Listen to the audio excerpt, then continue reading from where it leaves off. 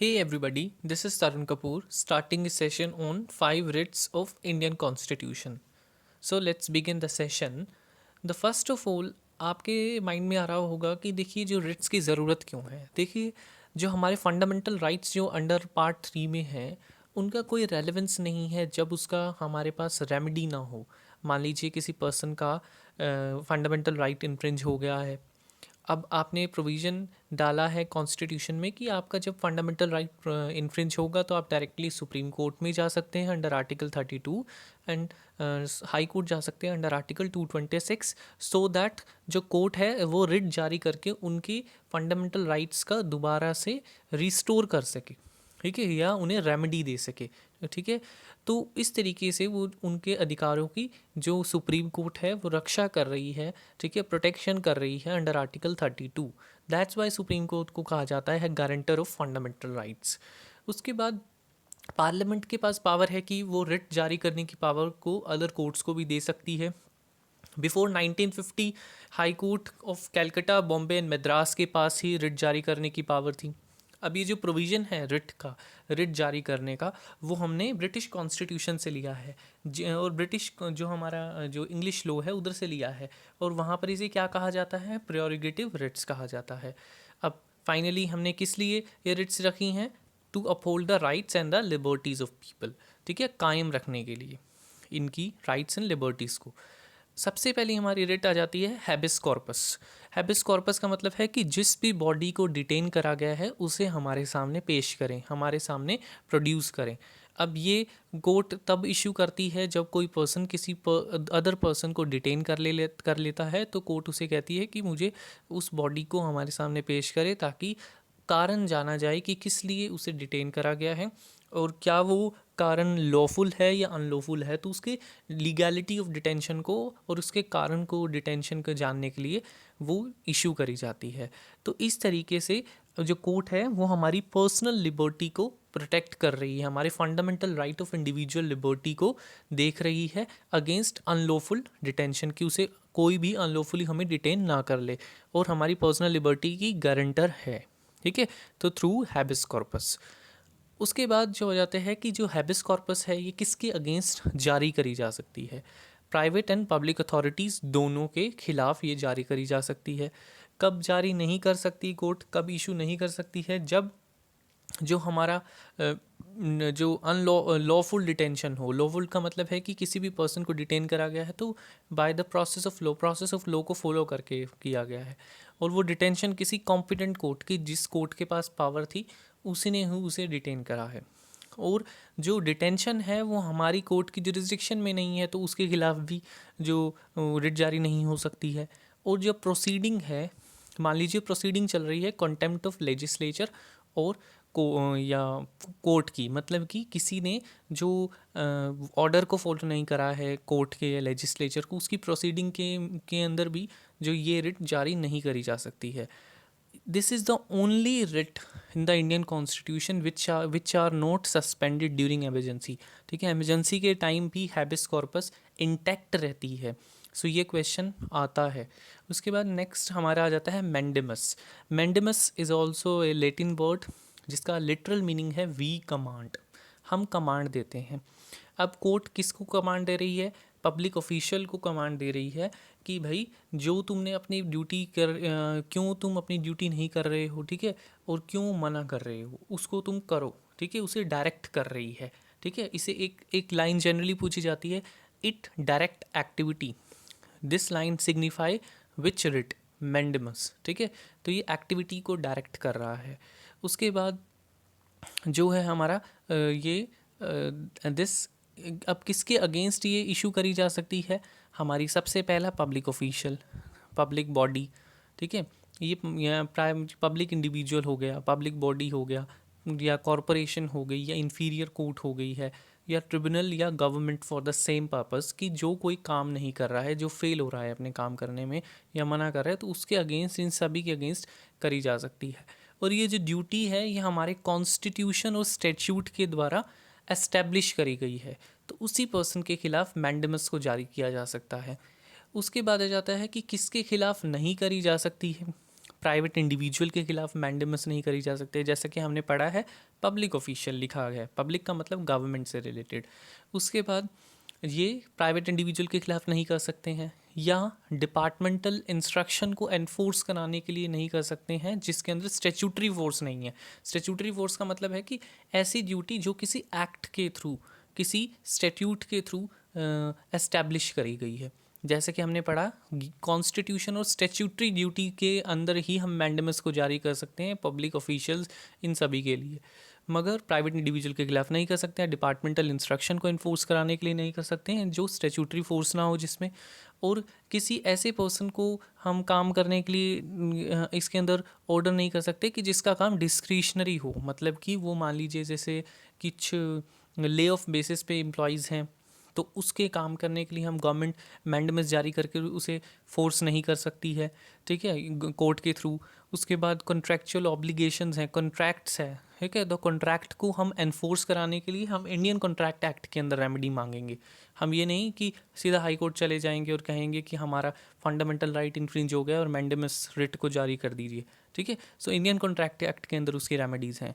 उसके बाद president and state governors के खिलाफ भी मैंडेमस नहीं जारी हो सकती है, तो ये एक्सेप्शन में है, और chief justice of high court acting in judicial capacity भी इनके खिलाफ भी नहीं हो सकती है।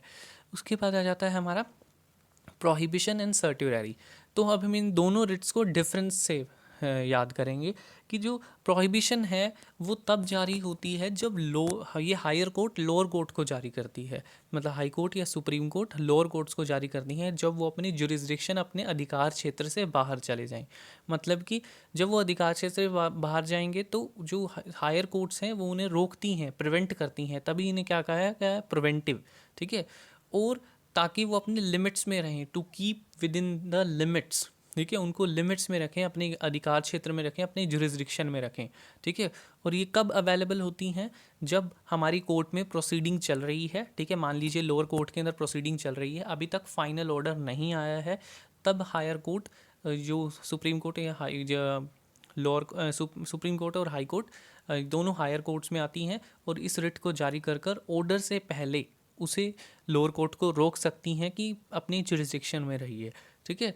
और किसके खिलाफ हम इसको जारी नहीं कर सकते हैं, administrative authorities, legislative bodies and private individuals के खिलाफ हम इसे जारी नहीं कर सकते हैं, ठीक है। और हम इसको जब हम कंपैरिजन करेंगे सर्ट्यूररी से, तो सर्ट्यूररी के अंदर आ जाता है कि सर्ट्यूररी इज़ प्रिवेंटिव एंड क्यूरेटिव, कि ये साथ साथ रोक तो रही है, एक्सेस ऑफ जुरिस्डिक्शन में भी है, और साथ साथ में जब लैक ऑफ जुरिस्डिक्शन की, वो जुरिस्डिक्शन है ही नहीं, वो पावर उनके पास है ही नहीं, तो जब लोअर कोर्ट उसे एक्सरसाइज करती है तो उसे रोकने के लिए भी बेसिकली सर्ट्यूररी के अंदर, इसके अंदर तो क्या होता है कि स्टॉप हो जाता है, जहाँ पर प्रोसीडिंग चल रही है उसे रोक दिया जाता है और उसे ले लिया जाता है केस को, मगर इधर और जो लोअर कोर्ट होते हैं उसके ऑर्डर को क्वैश ही कर दिया जाता है, नलीफाई कर दिया जाता है कि ये कैंसिल हो गया है ऑर्डर, ठीक है। लैक ऑफ जुरिस्डिक्शन भी होता है, साथ साथ में एक्सेस ऑफ जुरिस्डिक्शन भी होता है, क्योंकि तभी इसमें ऑल्सो लिखा है। सो इसलिए ये प्रिवेंटिव भी है, क्यूरेटिव का मतलब है कि वो उस ऑर्डर को क्वैश करके ठीक ऑर्डर भी पास कर रही है साथ साथ में सुप्रीम कोर्ट या हाई कोर्ट। अब ये जनरली कब करी जाती है, जब ऑर्डर लोअर कोर्ट ने दे दिया है, और इधर कब है, जब हमारी प्रोसीडिंग चल रही है, तो इधर ऑर्डर पास हो गया है, उसके बाद उस ऑर्डर को लेकर सुप्रीम कोर्ट या हाई कोर्ट उसे क्वैश करती हैं और नया ऑर्डर पास करती हैं, that's why it is known as curative, ठीक है। उसके बाद में आ जाता है कि पहले ये जो रिट थी एडमिनिस्ट्रेटिव अथॉरिटीज़ के खिलाफ जारी नहीं कर जा सकती थी, मगर 1991 में सुप्रीम कोर्ट के जजमेंट में सर्ट्यूररी को एडमिनिस्ट्रेटिव अथॉरिटीज़ के खिलाफ जारी करा जा सकता है यदि वो इंडिविजुअल राइट्स को अफेक्ट करे, तो इनके खिलाफ तो लेजिस्लेटिव और प्राइवेट इंडिविजुअल के खिलाफ तो ये भी नहीं है, ठीक है, ये दोनों में सेम है, मगर ये एडमिनिस्ट्रेटिव अथॉरिटीज़ के खिलाफ करी जा सकती है। उसके बाद आ जाता है हमारा पांचवी रिट को वारंटो। को warranto means by what authorities और बाय व्हाट वारंट, कि आप किस अथॉरिटी से ये काम कर रहे हैं। ये कोर्ट इंक्वायरी करती है legality of a claim of person, कि यदि कोई पर्सन पब्लिक ऑफिस पर क्लेम करता है तो उसकी लीगैलिटी को चेक करने के लिए ये रिट जारी होती है। ये अब private individuals and ministerial office के खिलाफ नहीं करी जा सकती है। जैसा कि आप चाहें कि हमारे चीफ मिनिस्टर हैं उनके खिलाफ करना चाहें तो you can not issue the writ against him, ठीक है। और this the very interesting thing कि जो पहली रिट है जो हमने पढ़ा था उसकी एक इंडिविजुअल, एक जो हमारी हैबिस कॉर्पस थी उसकी एक जो अलग चीज़ है कि वो सस्पेंड नहीं होती है इमरजेंसी में, और जो को वारंटो की एक अलग चीज़ है कि कोई भी पर्सन, कोई भी इंटरेस्टेड पर्सन इस रिट को जारी करवाने के लिए कोर्ट में जा सकता है, मगर जो अदर 5 रिट्स हैं वो सिर्फ एग्रीव्ड पर्सन ही जा सकता है जिसका जो फंडामेंटल राइट है इन्फ्रिंज हुआ हो, ठीक है। और ये इशू कब होगी? जब substantive public office of permanent character जो स्टैट्यूट या कॉन्स्टिट्यूशन में या किसी एक्ट में किसी पब्लिक ऑफिस को मेंशन करा गया है, उस पब्लिक ऑफिस के खिलाफ ही, और पब्लिक ऑफिस के खिलाफ ही वो रिट को, इस को वारंटो को जारी किया जा सकता है। The next is very important, the writ jurisdiction difference between high court and supreme court. अब ये जो हमारी जो सुप्रीम कोर्ट है वो सिर्फ फंडामेंटल राइट्स के लिए ही रिट को जारी कर सकती है, फंडामेंटल राइट्स के रिस्टोरेशन के लिए ही रिट जारी कर सकती है, मगर जो हाई कोर्ट है वो fundamental rights plus other ordinary rights, any other rights के लिए भी हाई कोर्ट रिट जारी कर सकती है। इसलिए सुप्रीम कोर्ट का इन रिस्पेक्ट ऑफ पर्पस, कि किस पर्पस के लिए कौन सी कोर्ट कितनी रिट जारी कर सकती है, तो सुप्रीम कोर्ट की जो रिट जुरिस्डिक्शन है वो नैरोअर है इन रिस्पेक्ट ऑफ पर्पस, क्योंकि सुप्रीम कोर्ट सिर्फ फंडामेंटल राइट्स के लिए ही रिट जारी कर सकती है, मगर हाई कोर्ट अदर राइट्स के लिए भी कर सकती है। दूसरी बात है कि जो सुप्रीम कोर्ट की जो रिट्स हैं वो पूरे इंडिया के अंदर एप्लीकेबल होती हैं, मगर जो हाई कोर्ट हैं उनकी सिर्फ अपनी टेरिटोरी के अंदर, अपनी स्टेट के अंदर, जो भी उनकी, या उनकी कितनी यूनियन टेरिटरीज़ के अंदर, और वो उनके टेरिटरी से बाहर तभी अप्लाई होंगी जब कोज ऑफ एक्शन जो है हमारा, जो जो उनका केस है वो उनके पर्टिकुलर स्टेट में हुआ हो। इसलिए टेरिटोरियल जुरिस्डिक्शन जो है वो सुप्रीम कोर्ट की वाइडर है then the High Court. The last is कि रेमेडी जो है under fundamental right, under article 32, ठीक है, वो हमारी कॉन्स्टिट्यूशन में मेंशन है, और इससे जो सुप्रीम कोर्ट है वो एक्सरसाइज करने से मना नहीं कर सकती है। सुप्रीम कोर्ट मना नहीं कर सकती है कि हम रिट जारी नहीं करेंगे for the restoration of fundamental rights, but remedy under article 226 is discretionary power of high court, high Court उसे मना कर सकती है। इसलिए सुप्रीम कोर्ट को ही गारंटर कहा जाता है, अदरवाइज दोनों को ही कह देते। इसलिए सुप्रीम कोर्ट को ही गारंटर ऑफ फंडामेंटल राइट कहा जा सकता है, क्योंकि वो इसको मना नहीं कर सकती है रिट जुरिस्डिक्शन को इशू करने के लिए। So thank you, please like, share and comment on the videos, and if you have any doubt please do comment in the comment section, and have any suggestion for the channel please do comment in the comment section and subscribe my channel. Thank you.